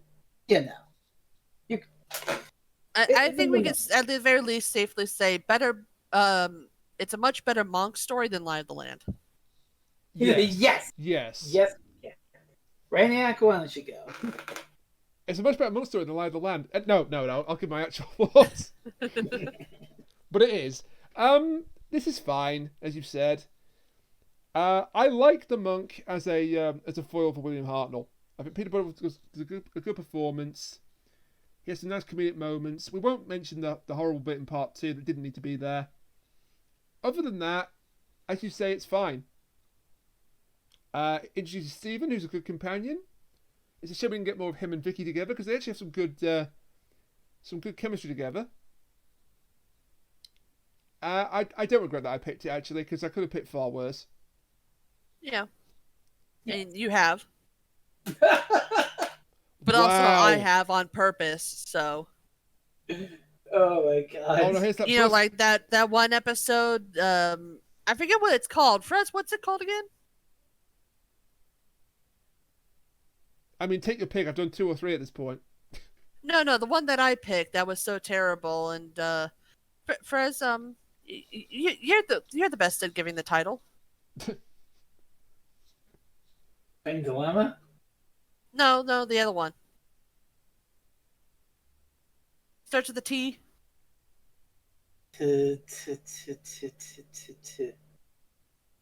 Titanic? Yes. Okay, fine. The booziest of episodes. I genuinely don't know what you're going for. Well, I can't do the coughing as well as you can. Oh, wait. Yeah, you did. I was thinking Oh, yeah. There, Yeah, you weren't going to do it, so I did. Oh, yeah. Oh, right. You weren't going to say... Yeah, that. Yeah, that one. Yes. Feel free to edit that however you like, Rainiac. Yeah, you did pick that to get it out of the way. Yeah. Yeah. And not I've just just realised something horrible. I've just come to a horrible realisation. What's that? It's her turn next and she's building us up for horror. What? I ain't No. scared. Give your final thoughts on Time Meddler and then we'll see. I mean, I've said it. It's a perfectly decent story. I like the pseudo-historical elements. I think the Monk's a good antagonist who should be back in modern day Doctor Who. Right, Cat, let's have it. Cat, let's have it. What do we got? I'm not scared. What are you gonna do? I'm going to do a story that involves a guy named Moffat. Oh boy. Yes.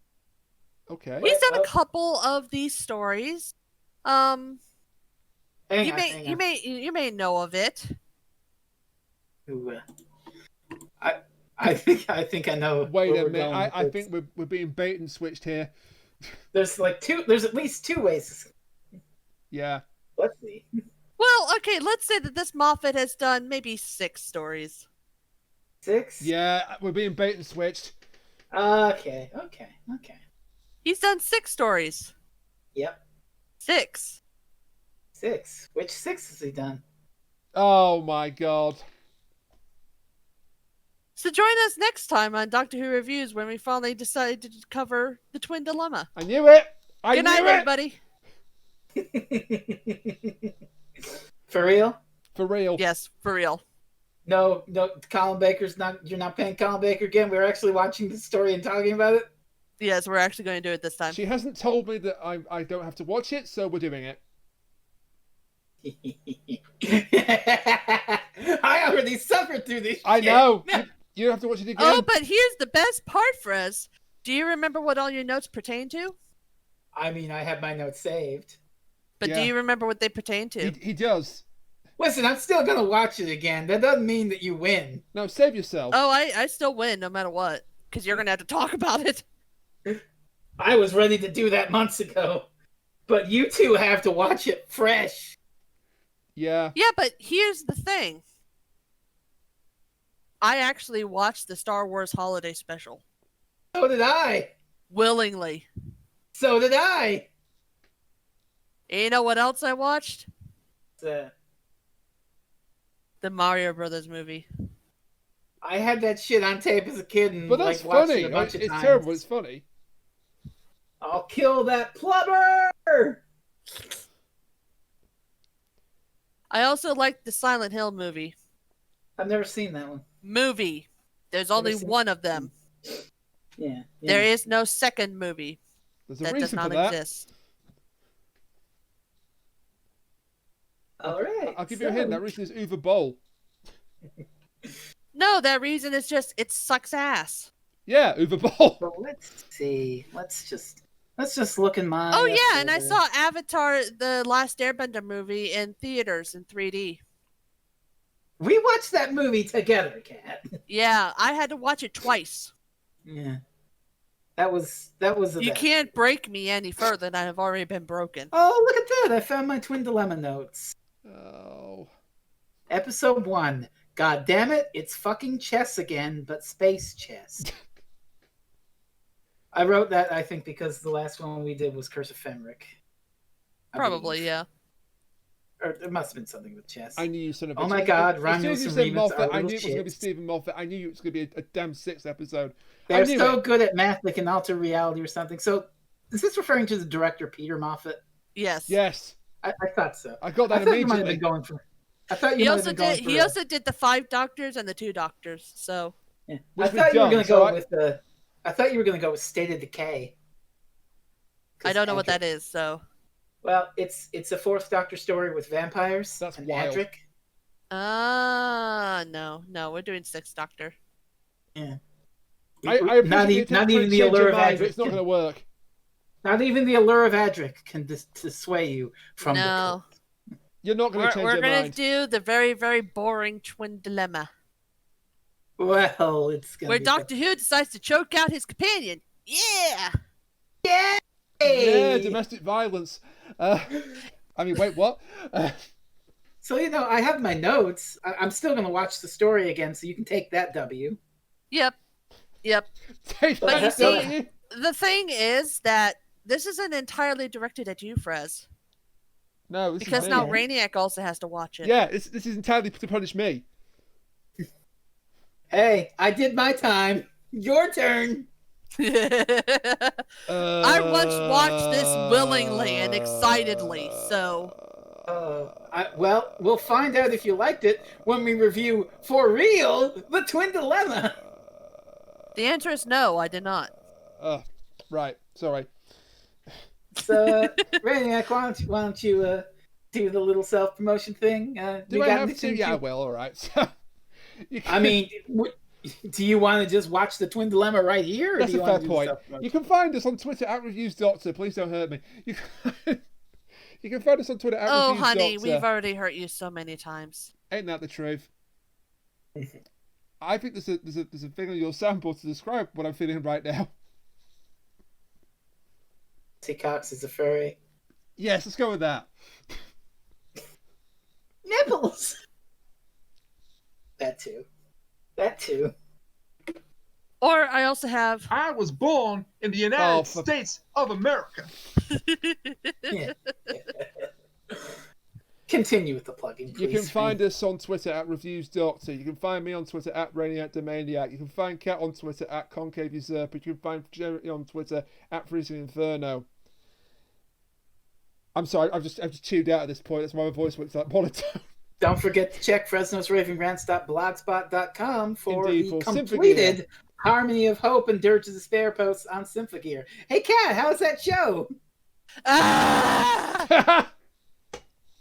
Is that a good or a bad Also, everybody should watch it. I've already finished season 2. Yes. Probably yes. a good R then. You can write us a nice email at goexterminateyourself.gmail.com. And that's just about all I can take for 1 week. So thank you to you, the audience. Yeah. Also, the twist is that next week, Rainiac's going to do the show on his own, and he's going to talk about the Twin Dilemma. At this point, I wouldn't put it past you. No, we're going to be there for you. We're not. I wouldn't put it past the call to just go silent after like 2 minutes. Oh, very clever. That was 2 seconds, but very clever. Well done, you two. You win the pissing contest for this week. Right. Thank you to you, the audience, for listening to us talk about the Time Meddler. Thank you, I guess, to Jerry and Kat. What are you saying that to me for? Don't patronise me. Twin Dilemma? Don't patronise me. Alright, good night, everybody. This is probably my last episode before Rainiac kicks me off. The sad thing is she thinks she's joking. Oh, sure. When you do it to me, she can stay on the show. When she does it to you, it's like, get off. No, she's not getting off the show. The funny part is that he still watched Twin Dilemma last time as well. I had it on the background. I had it on the background, but I didn't watch it, like, pay attention to it. This time I'm going to take notes. I have to take notes! Oh, you poor fools. I took notes last time. So I don't ever take notes. I'm flying off the seat of my pants here. I have to take notes. I already did it. You have to write about this shit. But I have to take notes. This is turning to good night, Rainiac. This is turning to But Thou Must. Good night, Rainiac. Good night. Join us next time for the end of the friendship with the Twin Dilemma. Until then, bye for now. We were friends?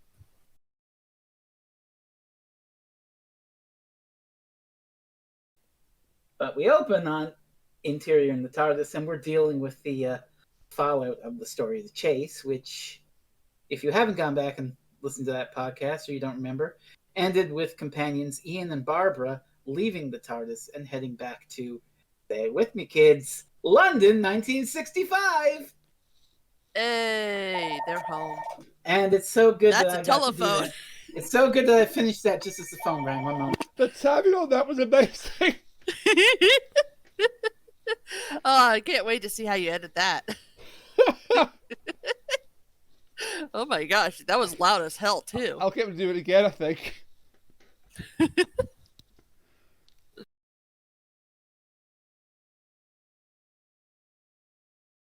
Yeah. Well, I would say good. Yeah. Yep. So what? Hang on. I gotta find something here. Yeah. Where is this? Where is that fucking thing?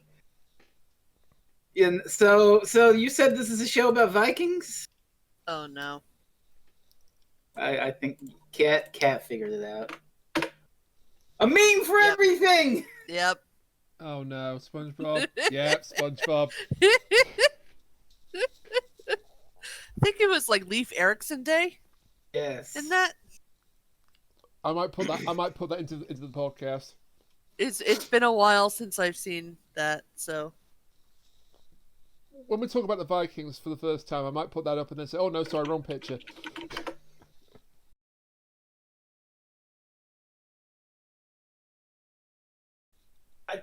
I wasn't gonna go there. Ken Dodd told a great joke about King Harold. Icon has cheeseburger? Wait. Hang on. God damn it. Oh no, the cheeseburger summoned the phone.